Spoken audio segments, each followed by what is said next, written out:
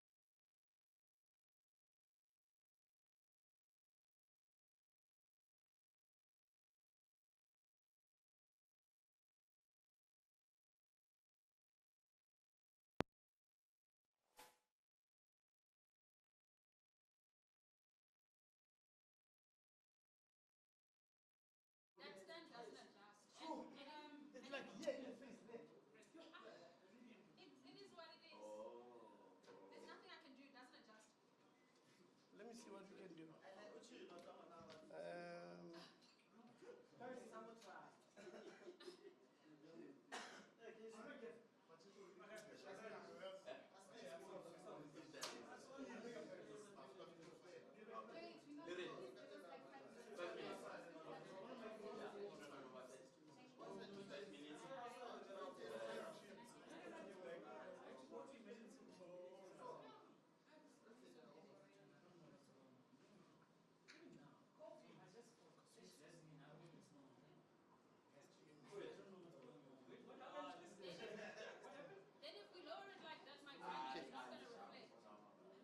I've got an idea. Kupa.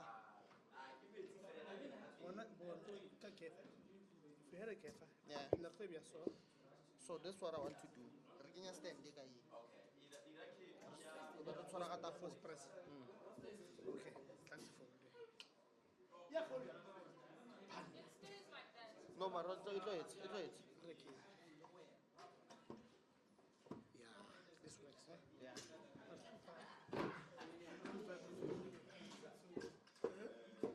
Yeah, sharp. Ibusi. That's it. I sharp. So, right, and then there we go. Then after balance, and then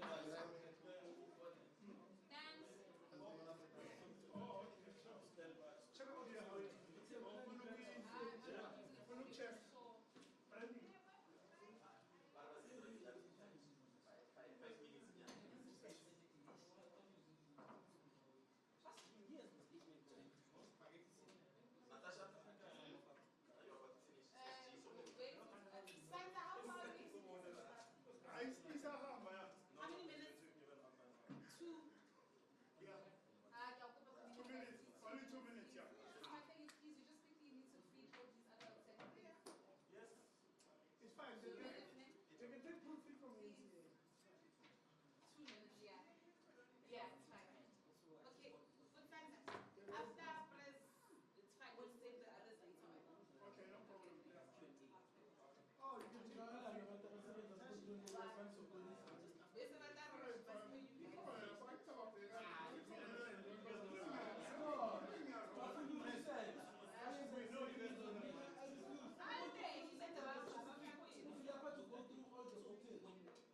Yours cuts out. Share. You want meat? You want noodles?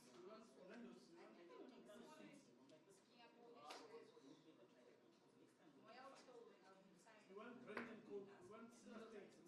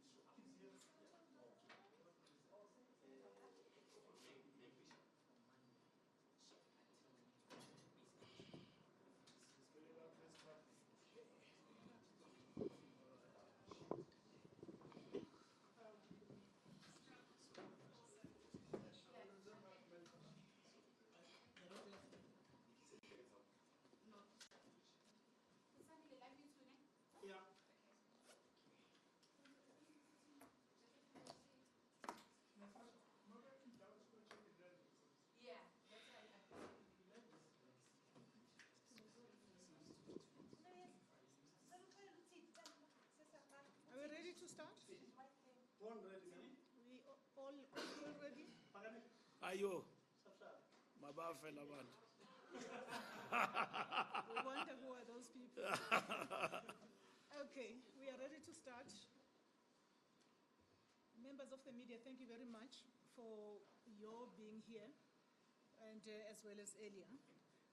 This is the first day of our National Executive Committee meeting, and here the Secretary General is just going to outline what are the intended outcomes of this NEC meeting, touching on some of the issues that are going to be covered in this National Executive meeting. Over to you, SG.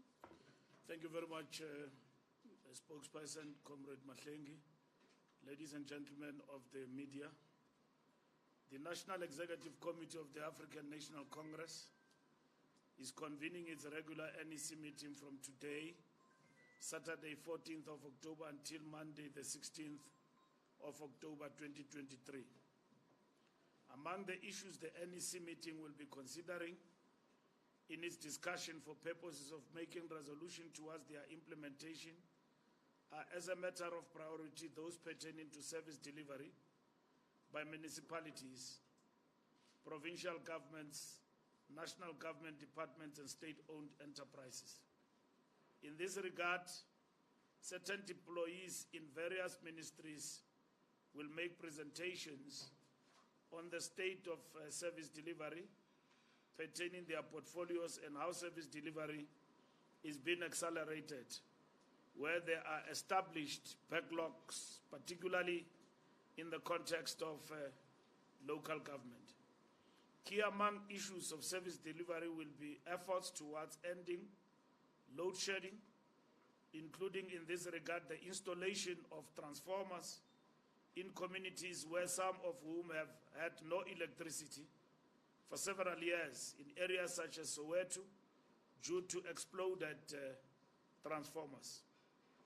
This must certainly be linked on how to secure the newly installed transformers against vandalism and the overloading often caused by illegal connections. This whilst noting the recent report by the Statistician General, Mr. Mbalula, indicating the huge progress made over the last 3 decades on electrification, amongst many other impressive delivery records. Therefore, the current challenge being energizing all electrified households. Other issues also key on service delivery will be access to water in various communities around the country, including in areas negatively impacted by non-functional water pumps that were stalled because of load shedding. Combating crime, which undermines the safety of our people, such as through acts of housebreaking, rape, and gender-based violence in general, theft of public infrastructure, cash-in-transit heists, as well as the criminal phenomenon known as zamazamas that undermines safety of communities while stealing the country's mineral wealth, will be amongst issues high on the agenda on steps to speedily combat their continued manifestation.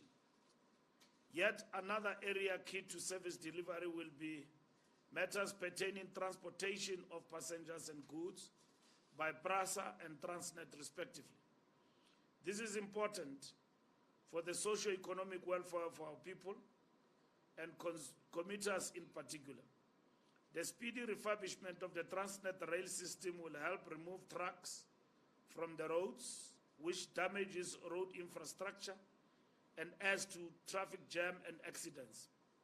Very importantly, this will help in the efficient transportation of outward and inward bound goods to and from our harbors for export and imports respectively. The National Executive Meeting will also consider reports on the state of readiness of our organizational structures to implement programs geared towards the 2024 national and provincial elections. The NEC meeting is convened as the various national sporting codes are either participating in key tournaments or are preparing for such upcoming international tournaments. The NEC takes this opportunity to wish Amapogopogo well as they continue to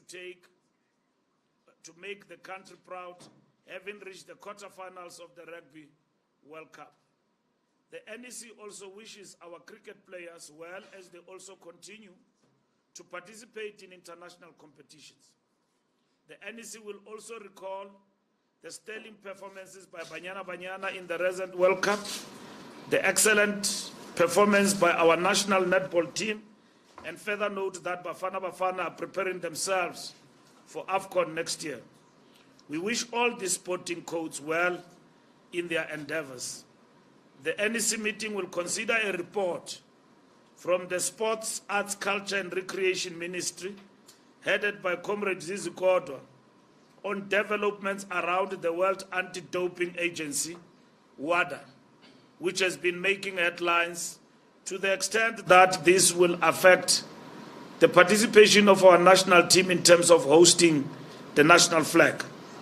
We have urged the Minister and government to work decisively by ensuring that this particular mishap or what is being reported does not happen. And in today's National Executive Committee, having received the report, Zizi, as the Minister, together with our Committee on Arts and Culture, will report on the interventions that have been made to deal with this particular issue, with a view of sustaining the integrity of our sporting codes amongst the nations of the world against any possibility of drug abuse. Whilst we have complete confidence in our systems, nonetheless, this must be seen to be upright by following on the relevant protocols to ensure transparency and integrity. The NEC meeting will also receive a report on the successful appointment of the ANC Ekurhuleni Regional Task Team as per previous resolution in this regard, following the court ruling directing that national office to appoint the RTT as the previous Regional Executive Committee was disbanded by the same court judgment.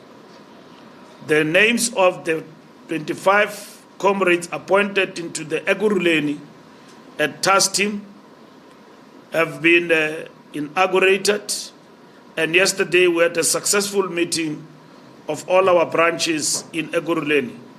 This task team, which will act as a regional executive committee in the absence of such, with full powers, will be convened by Comrade Dr. Kagaza and will be coordinated by Comrade Jongizizwe Dlabati, who is the chief whip of the ANC in a Ekurhuleni Council, supported by experienced comrades in Ekurhuleni, and as well comrades who have taken part in the structures of the organization in that region. And we are delighted that our structures have welcomed the finalization of this matter. And the vacuum is closed and we are ready to go. We have full confidence that these comrades appointed into the Ekurhuleni RTT will fulfill all the constitutional obligations of the Regional Executive Committee and most importantly focus on the imperatives of leading a robust program towards 2024 national and provincial elections. The NEC will expound on the report from the Statistician General as a basis on evaluating progress made on service delivery, whilst awaiting the announcement on the 30-year review report, which we believe will similarly speak to the same facts reported by Statistics South Africa. The National Executive Committee will also consider the unfolding program on the 2019 elections manifesto review report back as part of accounting on the popular electoral mandate bestowed on the ANC, as well as consolidating our responses to service delivery throughout the country. All these reports will give us the marching orders as the ANC, as we embark on responding to service delivery issues as per the 6 government priorities and the 10-point plan, as we conclude the popular mandate of the sixth government administration and the milestone of the 30th anniversary of the 1994 democratic breakthrough that installed Nelson Mandela as the inaugural president of a free and democratic South Africa. And in this regard, our contention is that the proof of the ANC record is self-evident on the comprehensive socio-economic transformation either yet to effected to change the lives of our people, whilst at the same time acknowledging the development backlogs that require our rapid response, the details of which is to be elaborated in the next installment of our election manifesto. We will continue to brief the media, particularly at the end of the NEC meeting, on the discussions, resolutions, and consequent programs of implementation as adopted in this regard. And we will also brief the media in terms of what the National Executive Committee, from the point of view of details of the issues I've outlined, will be dealing with and how. We are at the stage where, as the National Executive Committee, we are monitoring the implementation. And last but not least, we will deal with the fiscal situation that has been reported in our country. And we'll receive a report also from ETC as well as the Minister of Finance. Not discussing the detail, but briefing the NEC on the fiscal situation of South Africa, so that there is certainty about the way forward. We will also discuss the cost of living and how to mitigate, and what government is doing to mitigate with all partners in relation to the cost of living in the country. So it's a jam-packed meeting of the NEC. Of course, in progress now is a political overview of the president, looking at the balance of forces, but at the same time looking at the global situation.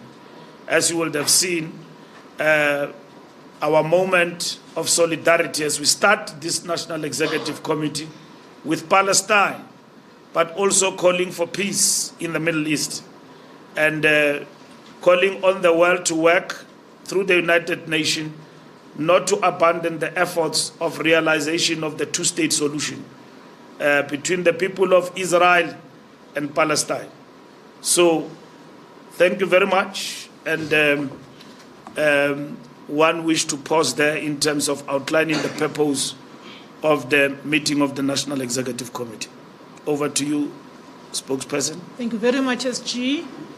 With that, I'm going to quickly move to identify colleagues who wish to fire some questions.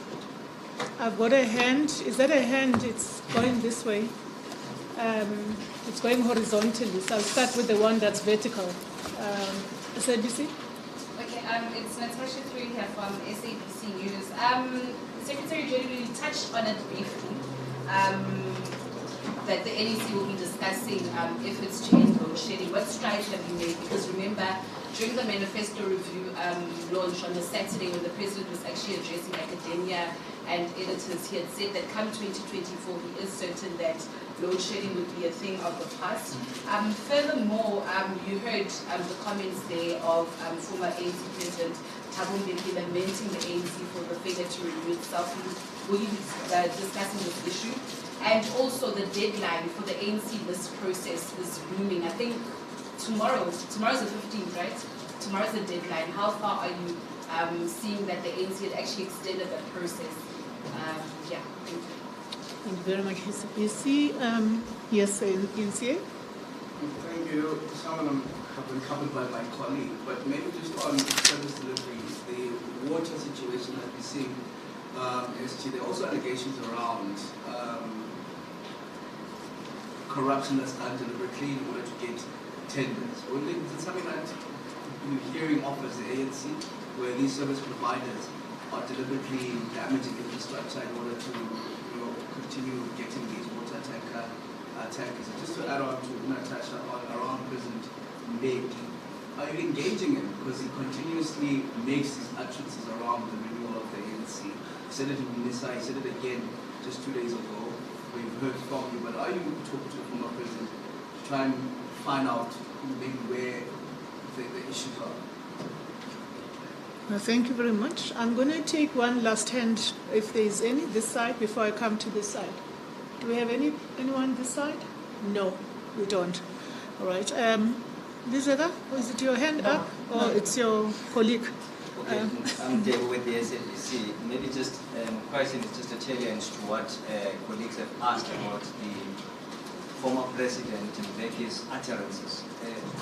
Secretary General, what would you say to those who are saying, in fact, since the adoption of the resolution on renewal, this renewal has been seen by many as an attempt to deal with those who are seen not to be, or who are seen, in fact, to be against the current administration of the President Ramaphosa, as opposed to really dealing with what is perceived as graft or perceived as malfeasance from all sections of the ANC, or all factions, if there is any faction, as we would rebut that there is a faction in the ANC. Is this a renewal really something that is meant to deal with everyone, not looking at whether you supported someone or you're closer to the president or to the corridors of power? Are you done? Yeah. All right. Thank you very much. Over to you, SG. Thank you very much for the questions. First, with Natasha, strides we've made on load shedding. We're going to have Sputla coming here to brief you, and also Mamuluko. We have adopted the 10-year plan for government to implement. There's been a great deal of progress that has been made in relation to that, from the point of view of pushing back load shedding and ensuring that we get to a point where this country, there is zero load shedding in terms of electricity supply. And there's great progress that has been made. You're getting progress weekly from government side in terms of the Minister of Electricity. And you will get further details in terms of the 10-point plan, what has been done.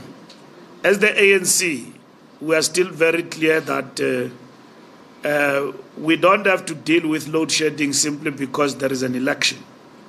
We must deal with the load shedding to stabilize our economy. And we must deal with load shedding to ensure that we do away with load shedding once and for all in this country. South Africa cannot be counted among other states which has failed on an issue like this one, where we are now compared to a failed state.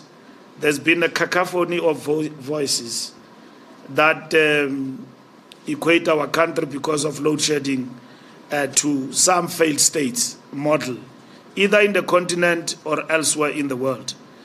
We want load shedding to be done and dusted and done away with. The report we get weekly from the working committee, now coming to the NEC, is quite encouraging.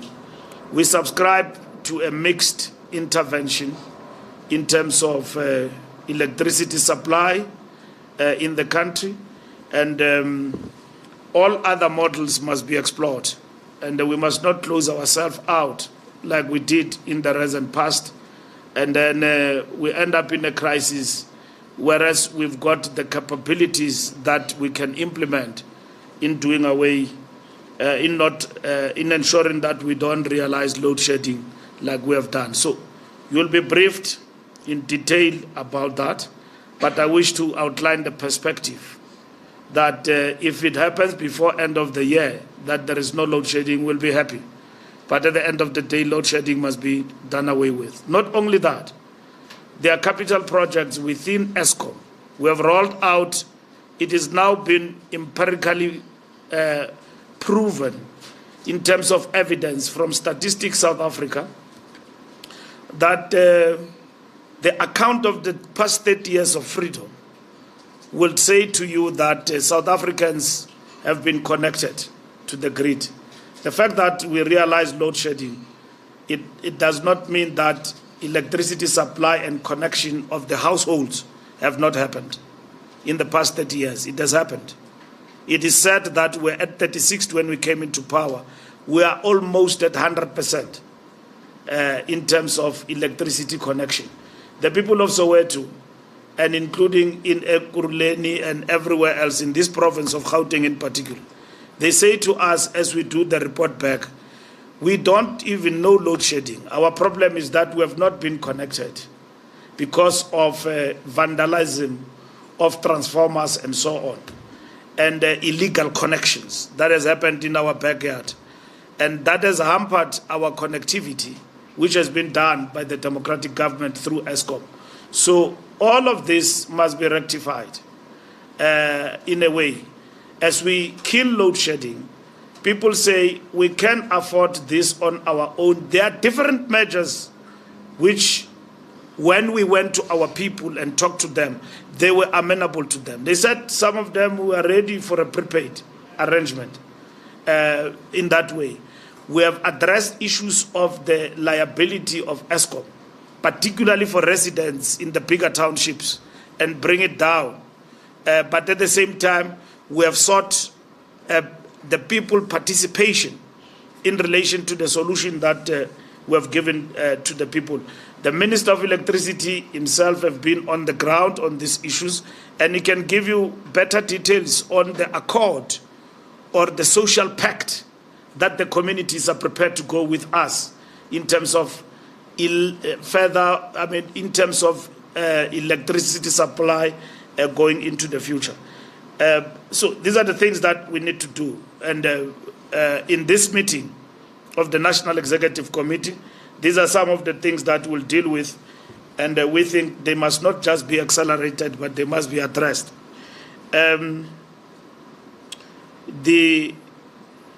The comments of President Thabo Mbeki, we note those comments in reality that the President Mbeki has actually raised about a whole range of issues. It is not up to us when older people make comments and criticize us, we respond to them. We have taken that view as the National Executive Committee. President Mbeki is a veteran of the ANC, he's a stalwart, he's decorated. When you see him, you see ANC itself. So the issues that he raises about renewal, we are attending to them. We are almost 1 year from conference. I've met with him several times, and we have agreed on this. So we have adopted a committee of renewal. We are no longer at a conceptual level about renewal. What is renewal? Renewal is about not only dealing mainly with ethical conduct of members, it deals also with the modernization of the ANC as a party, among others. There's a whole range of issues that we deal with. So the renewal committee is headed by the president, and I'm the coordinator. We are supported by former leaders in terms of the renewal project. So it's going to be implemented in terms of it being overseen by the committee that the National Executive Committee will finalize here today. We wanted to move with speed by now, that committee should have been intact. It is not, but the renewal project in itself cannot be confined to committees. It is unfolding and implemented. And let's talk about corruption. It is not like before, where members of the ANC can be implicated into corrupt activities and be arrested, and the organization will simply flout the presumption of innocence principle. We have taken further steps as a party, first and foremost. There's no other party in this country that have taken steps like the ANC have done. You know of the step aside. And people still speak about the step aside like ANC has not done anything. It's complicit. It doesn't care about corruption. It's as a result of renewal that we tightened these measures. we have established the Integrity Commission in the party. And there's been issues about the Integrity Commission, about its functioning, its intervention and recommendations. As the new National Executive Committee, we have taken strides and we're rectifying those issues. Terms of reference, and then ensuring that we don't have the issues that the Integrity Commission had in the past. And that's why after this meeting, we have taken a decision last night. We are going to have a special NEC meeting to finalize the terms of reference, all the recommendations of the Integrity Commission. There are 91 cases that are reported that have gone through the Integrity Commission, and the Integrity Commission want to know what decisions have been taken. We will, in the special meeting, table what decisions have been taken. If there was no action, the NEC will have to pronounce what needs to be done on those decisions. I know your favorite is Phala Phala, because everybody is concerned about that. The President did go to the Integrity Commission about Phala Phala, and the Integrity Commission has pronounced on that particular matter. There are many other of our comrades who have gone to Integrity Commission. Zwelim Kize have gone to Integrity Commission about whatever case that is actually facing.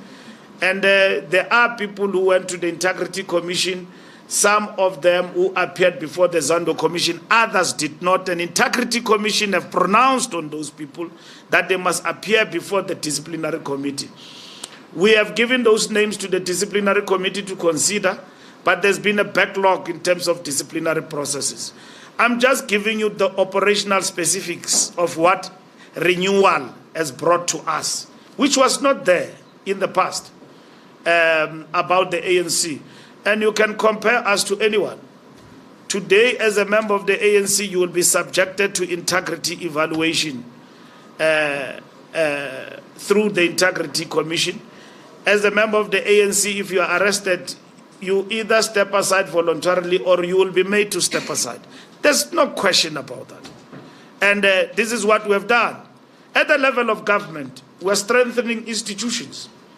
At the level of government, we are now moving of bringing back what used to be called the scorpions to strengthen the arm of the state.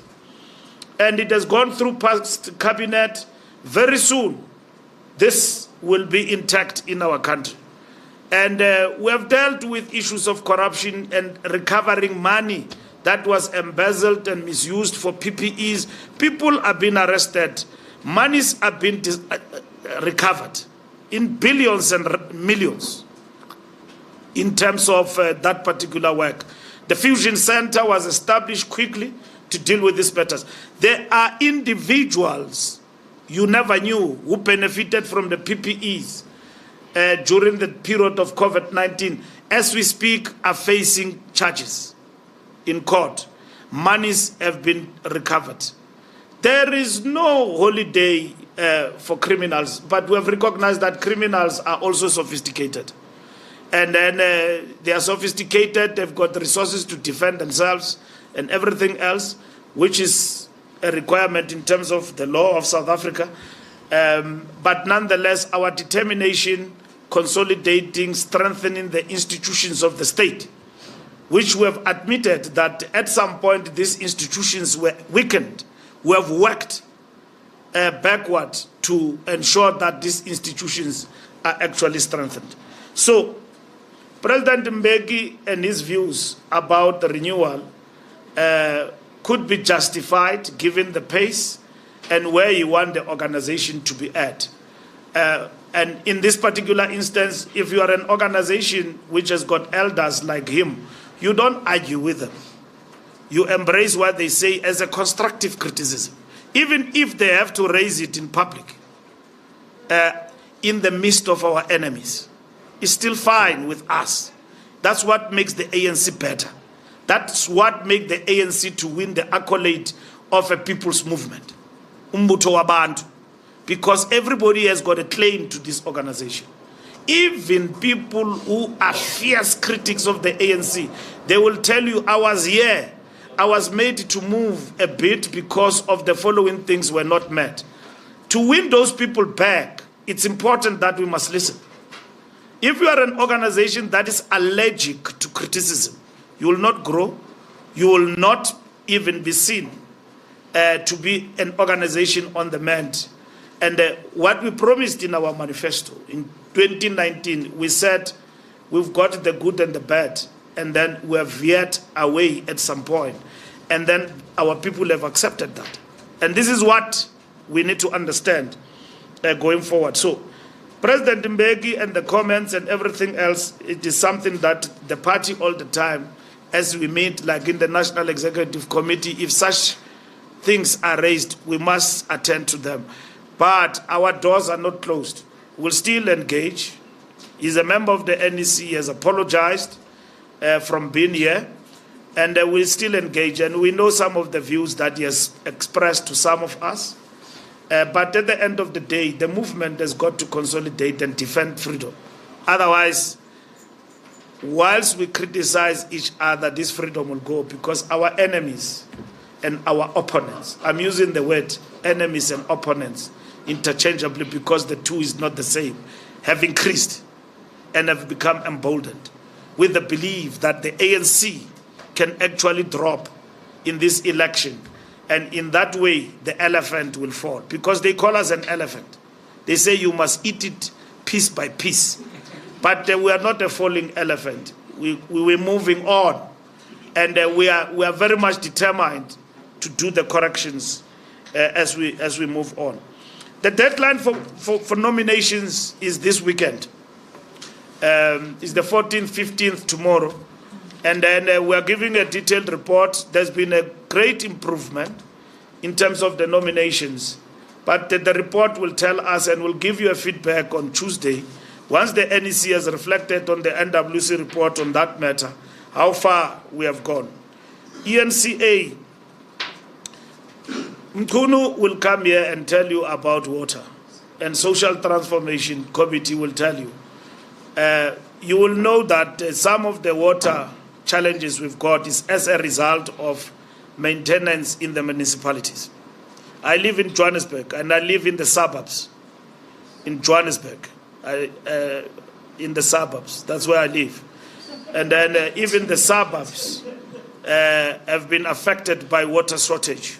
Normally, when there is a problem of water, it goes one way to the suburbs, which are townships. But in this instance, the problem of water shortage has been global. You wake up, there is no water in Johannesburg. And, you know, these are the defects in the system of multipartyism and coalitions. Because you see that Johannesburg has been mismanaged. There's never been stability here since we have a period of coalitions. It's democracy.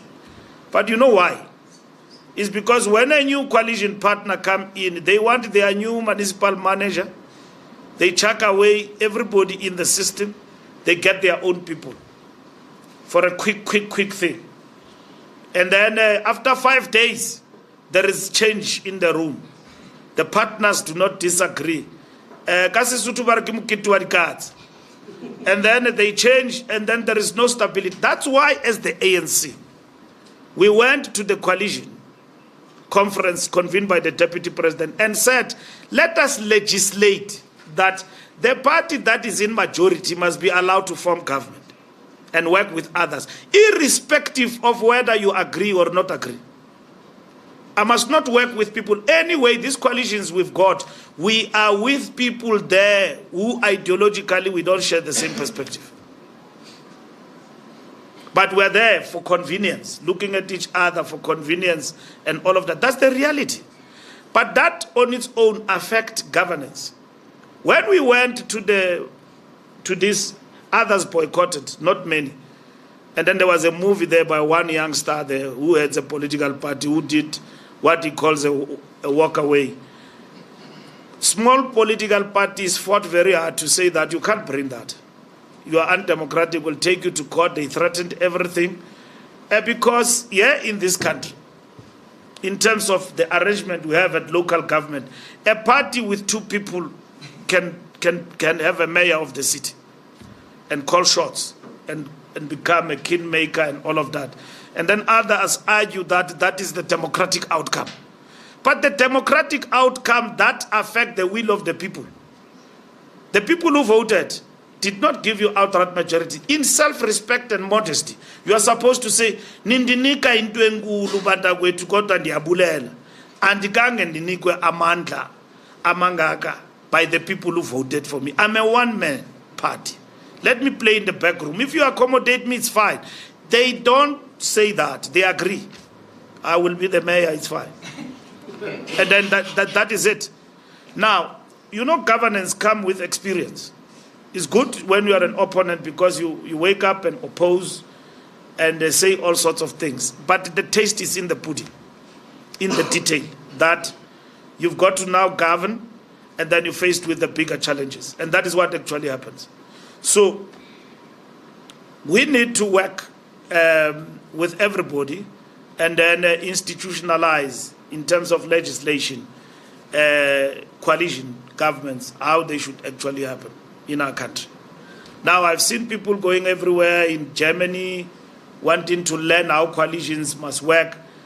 But coalition, if we've got them, the solution must come from South Africans. Why do you want them from Germany? Solution must come from us.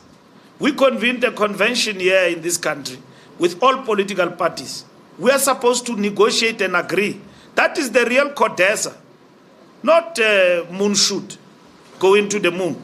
The real Codesa is about if there is coalition in this government, in this country, how are we managing it in local government? How do we manage coalition? Well, of course, other people believe next year there will be coalition government. We don't believe in that. We believe that we'll work very hard to retain outright majority. But it's not a given. We've got to work for that. But they go out of South Africa and go and look for coalition government in Germany. They want to be lectured by Germans about how good they can have a coalition government here in South Africa and basically work together and so on. But it is fine. It is within their democratic right. They will go to Germany, they will come back, they will still find Joburg, Ekurhuleni, Pretoria, and everywhere else under coalitions. We as the ANC, we have respected Pretoria. It is under DA, now going to a decade there, DA coalition. So we have lost election there to the DA. DA has constituted a multi-party-led coalition in Pretoria. Here in Joburg, all parties, we get almost a raw deal everywhere as the ANC. And we are looking into that because our provinces took semi-independent decisions about going into this coalition without direction of the NEC. As we sit in this NEC, the issue of coalition is arising here. And we are going to look into, does this serve the interest of the people first? Before the ANC, the people. Are we able to deliver through these coalitions? And what is it that is practical that can make us deliver? As the ANC in this country, we have worked with the IFP in KwaZulu-Natal in a coalition, in a government of provincial unity, whatever you can call it. Was there stability? No. We had 4 MECs and they delivered. They do the splendid work. We worked very well with the IFP in KwaZulu-Natal. And so the fact of the matter is that what in KZN made the ANC to work with the IFP was not by choice. It was respecting the will of the people in the past elections. So in these instances, the coalitions have not delivered for our people and so on. So Senzo Mchunu will have to explain the issue of water and then how local government in certain areas has actually worked in building the infrastructure and the challenges that they've got. There is no local government that can work on its own. It must work with national government. The same as the problem we're resolving in Tshwane of Hammanskraal.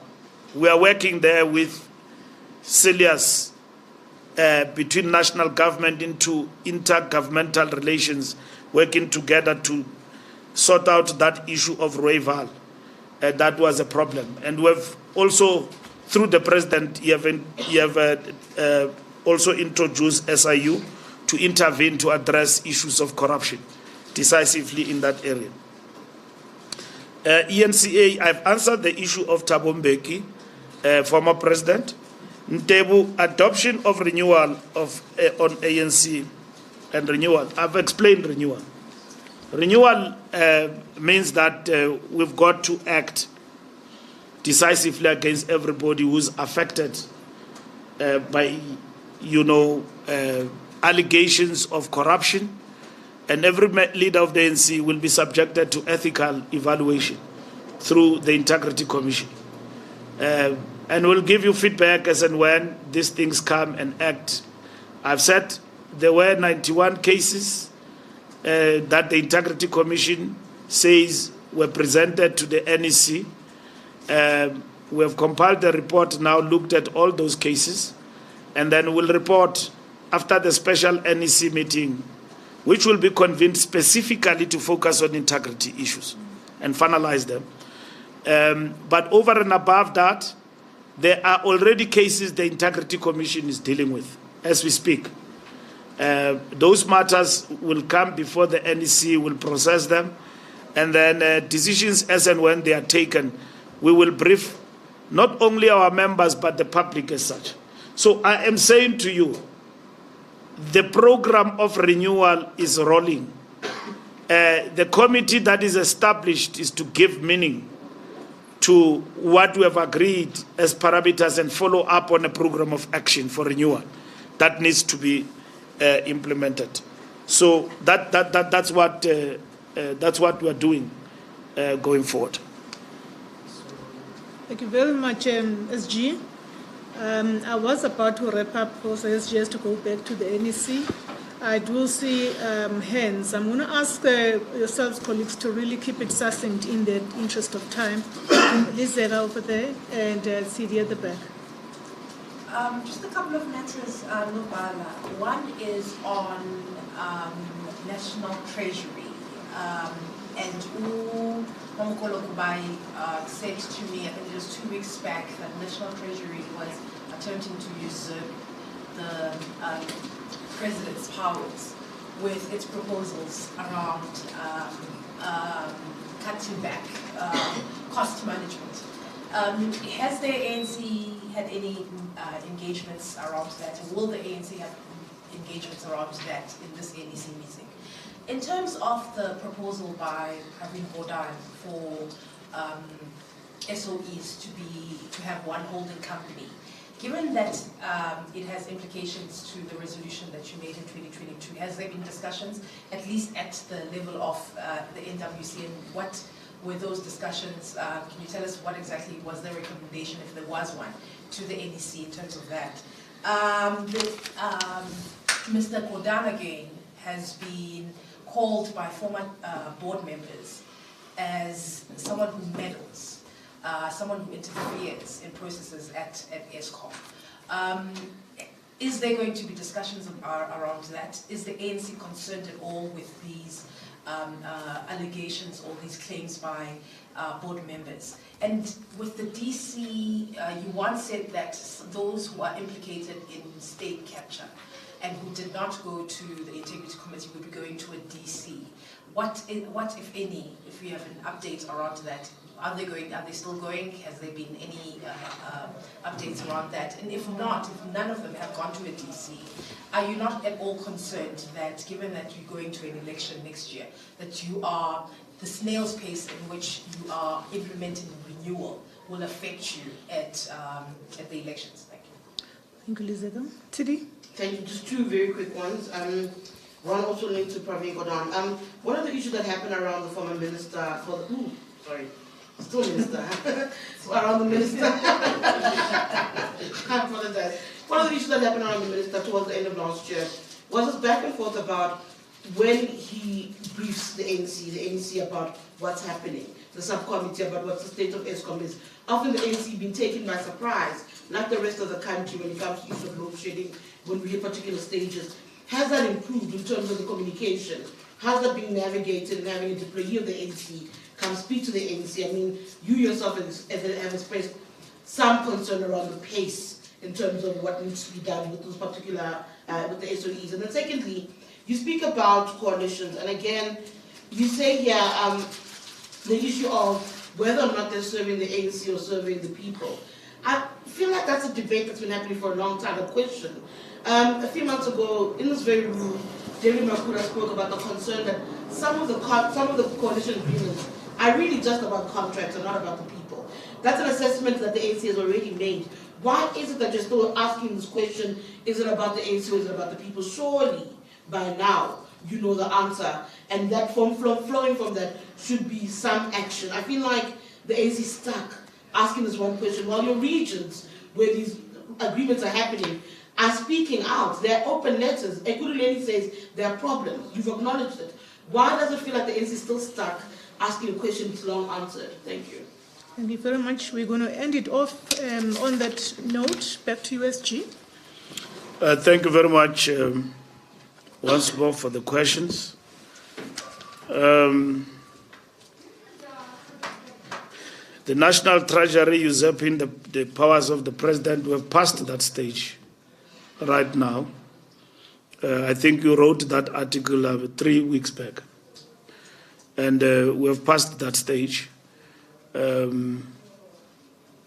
are going to be briefed about the fiscal situation in relation to the matter that was widely reported in the country, that the shortage of money, and we're likely to collapse by January. And those reports by now have been dispelled by Treasury. We as the ANC, we have deferred that matter to government to deal with.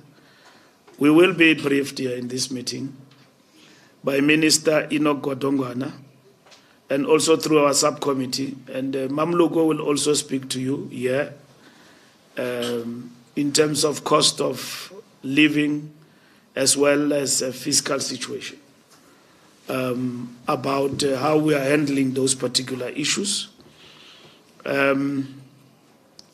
So we have deferred this matter of the fiscal situation to government to handle and deal with decisively.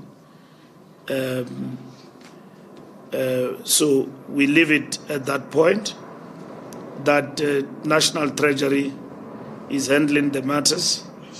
They will give us a feedback and will make our point very clear in relation to that issue once we are fully briefed. But we have been assured that we shouldn't panic. There's no alarm about running out of money, anything of that sort.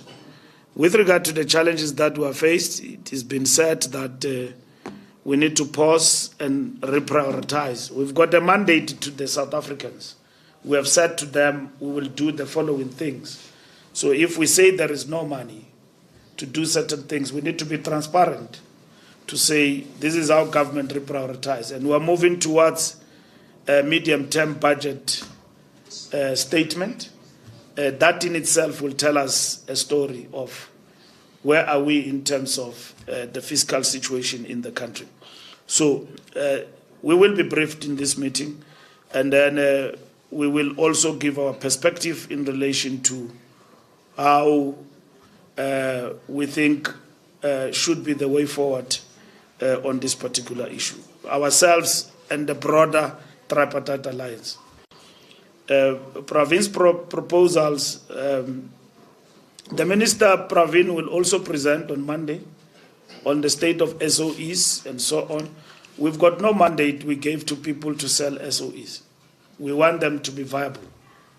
There are many interventions in the context of making SOEs viable that we need to address as government. That government has been addressing, including restructuring the SOEs to make them viable and responsive in terms of their task of generating enough financial capital to fund our program of a social transformation, or rather a reconstruction and development program. So that program has been going on for over 20 years, and where some have actually collapsed, we need to understand the new model. You will understand that from our conference resolution, we said there need to be alignment, because we have now learned that there's been misalignment where you find a state-owned enterprise is accounting to a different ministry in government when it is supposed to be accounting to a line ministry like transport. You find that it's accounting elsewhere. Of course, when there's been this alignment, it means that the department called public enterprise in the long term, the implication is that it will disappear and that state-owned enterprises will align and so on. Load shedding and Minister of Electricity, it's an intervention. We're dealing with an emergency. So that's why Sputla briefs you weekly. We're dealing with an emergency to do away with load shedding and intervene decisively. But our resolution is that ESCOM must go to energy. There's got to be that alignment. Transnet must go to the Department of Transport. There's got to be that sort of alignment. We don't have any in our agenda that there must be privatization of state assets, and we will not agree to that. We don't have that mandate. Revamp, make them viable, effective, to deliver on their mandate. We need to be told about the possible operational models that are there to make them effective. Obviously, with the state of Transnet in the country and the pace of delivery in terms of the conference resolution and our mandate that, among others, we've got to move from from road to rail. You know, we're very behind in terms of that, and that has affected the program of ensuring that a number of companies in terms of production, line, and delivery and so on have been affected in terms of speedy delivery in that context. So it is going to be important that these issues must then be addressed. Middle sum of Praveen Gordon. Look, when I'm a minister, I'm meddling in the affairs of the public enterprise. What governs these boards is the law. And what is that law? Law of cooperative governance that govern the boards, the role of the board in relation to the minister as the shareholder, and then the board in relation to the management of the SOE. The State Capture Commission is very clear with regard to that, to an extent that Judge Zondo made far-reaching proposals in terms of the functioning of the SOEs. So professionals that are appointed to these boards must know their rights when they are still there. Now, when you complain when you have left, they think that you behave like a jilted lover. Whilst it was nice, you didn't see the wrong things. When you are jilted, all of a sudden you tell us that Tupac and all of that is a problem and so on. I'm just making a very far-fetched example, which is trending right now on Twitter about some Americans' affairs and so on. Now, I am saying that Professor Malika Puru is a respected South African. If he said those things whilst he was still there, it will empower us to know that our minister is mismanaging things. But it does not mean that those things can be ignored. You know, it does not mean that they can be ignored. I mean, Prof is a good person. I mean, he wouldn't just say things. But it's always advisable that when you are appointed in a position of responsibility, you say it then. And that there are rules in which you can even challenge the person who appointed you. You are not appointed as a stooge. You are appointed because of certain qualities. There are ministers who like to take chances about the powers that you've got, you think that you can manipulate, but others is with good intentions to accelerate and deepen transformation. Because people get into boards and then they simply collect checks, they forget the mandate that they are facing. And there's nothing in law that says a minister cannot interface with the board about addressing issues. And also in terms of, as a shareholder, what is your expectation? In terms of the boards, the shareholder has got the shareholder agreement with the board, and that states, in line with the mandate of the ruling party and the manifesto, these are the things that we want to achieve. ESCOM has achieved zilch of the things we promised we'll do to the people of South Africa. Has not. It has actually plunged us into a crisis of self-defense every day. Load shedding, mismanagement, running down the entity. We have even brought somebody there who's not a member of the ANC. You are accused of deployment. We brought the Reiter. I don't think a member of the ANC can attack the ANC the way the Reiter did about our ideological disposition, that we still believe in the Soviet Union and then their ghost then Luthuli House, and we call ourselves comrades and all of that. This is the person we gave an SOE. Under him, the project of load shedding was accelerated more than ever. That's why it has actually made Brian and Koko Matela to look good and smell good. And South Africans say, but these things did not happen under them. And then South Africans began to question, what is it that they did that were unable to do? This is the things we got from ESCOM, and who get blamed for that is the ANC. So sometimes there is a dynamic interface between the boards and the ministers. And in shaping up the SOEs, we need to deal with these particular matters, because I don't know what Minister Pravin will say and respond. How will he respond to Professor? Because it's not one-sided. If he's accused, we just came from state capture, what did he do that made the professor to just explode? Just like that. The biggest complaint was also ostracizing of black capable people. Remember at ESCOM, it's not even before we appointed somebody there who left before Christmas. A very good black CEO there. We appointed, I forgot his name, before we appointed the Reiter. There's somebody who was appointed there. And then he left, just disappeared.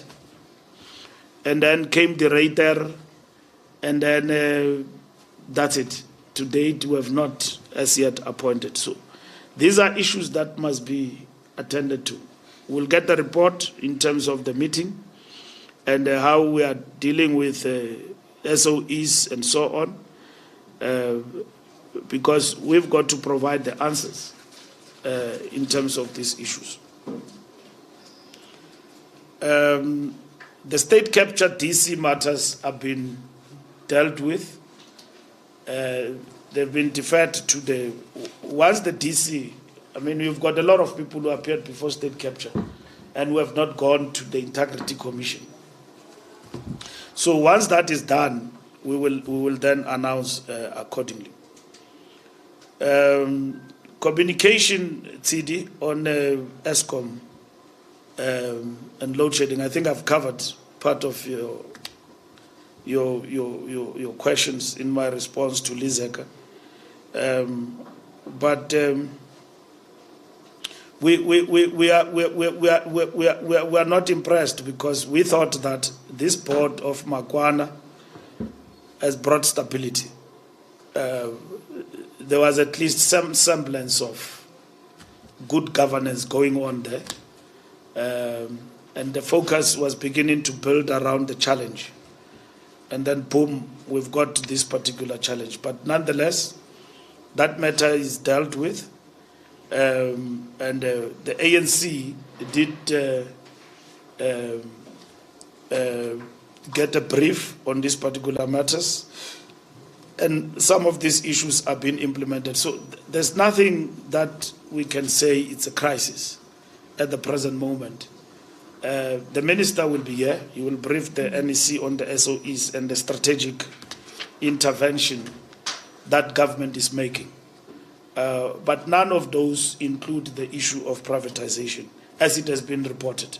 And I've seen this morning a statement from presidency that whether it's a leakage or it was a discussion, but I've seen a statement that says there's no such this morning with regard to what was reported in the press, in social media, that Transnet is going privatization way and so on. So that then rests the matter. But we'll get the briefing, and there will also be a briefing on the way forward in terms of what the ANC needs to do. Coalition, the discussion, the people and the ANC. Look, what we have said as the ANC is that we prefer that the outcome of the elections must be respected in terms of what the people... we don't have a model in terms of local government, how to handle coalitions. We then developed a perspective which government embraced, and that perspective was tabled before different political parties in a dialogue convened by the Deputy President. That's what we must resolve as political parties. The issues that arise out of local government, hang municipalities, the experience we've got. Big municipalities like Johannesburg, when they don't deliver because of hamstrung by coalition governments and no agreement and not being transparent to the people about these agreements, somebody who's part of the coalition in Johannesburg will say to you that there is no agreement, we are just part of the loose arrangement. So what do you want to achieve? Because coalition is about agreement. You need to agree that I'm getting into a coalition, this is what I want for my constituency. But if you are in a loose arrangement, even tomorrow when I wake up, I can leave. That thing doesn't serve the people, there's no principles there, and so on. So we need to agree. And then once we agree, we need to make that public.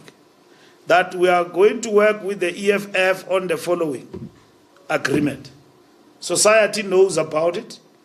It's not just something that we met in a corner and then we agreed and then it's a loose arrangement. And when we don't have a good relationship with Julius, the coalition is over. For whatever reason. You know, so what is binding in the form of an agreement? It says, we agree to work with you for good. Everybody will tell you that we want our people. But what is it in an agreement that binds us together? It's not defined. When you get into a coalition, we have won Johannesburg, not outrightly. We're a party number one, but we are not leading government in Johannesburg. I was in Malutia Pufung, where political parties who are small humbled themselves and said, no, ANC lead. We are ready to be part of MMC's. Malutia Pufung ran down by map 16. People who said they can do better. But look at Malutia Pufung. So these political parties come together and say that we accept the leadership of the ANC because you are a majority, but you don't have outright majority. But we will be prepared to work with you. We respect the will of the people.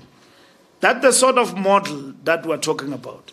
Leave alone the fact that the ANC then goes and fills somebody who can read and write in Malutia Pufung. Now, that can't be the problem of the coalition partners. It's the problem of the ANC that the ANC must actually rectify. Because to run a municipality, you at least need somebody who's got an understanding of numbers, and all of that, who can, it shouldn't be a joke.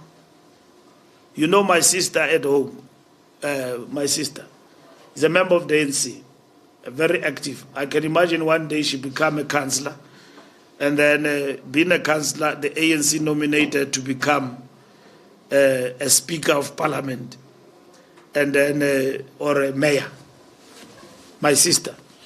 And then how are you going to run the municipality?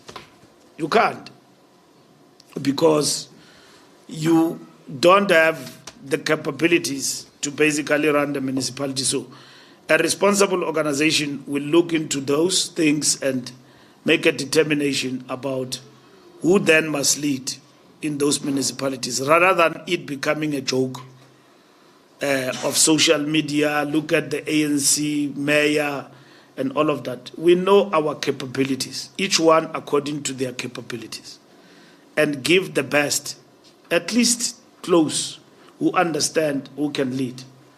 And then it become a joke, and then it ends there, becoming a joke. It cannot be like that. So that we are able to move the municipalities forward. That's what is important in this particular instance. So the ANC want, one, transparency in terms of agreements. The ANC want to institutionalize through legislation coalitions. Unfortunately, Cde, we can't take that decision on our own. We've got to agree in Parliament. So the parties that agree must vote in Parliament for this to happen. So we can't wait.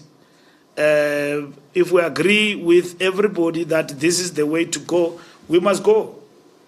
But the people want moonshot for next year. There's nothing wrong, but they've left us here with the hung municipalities, and we've brought solutions on the table.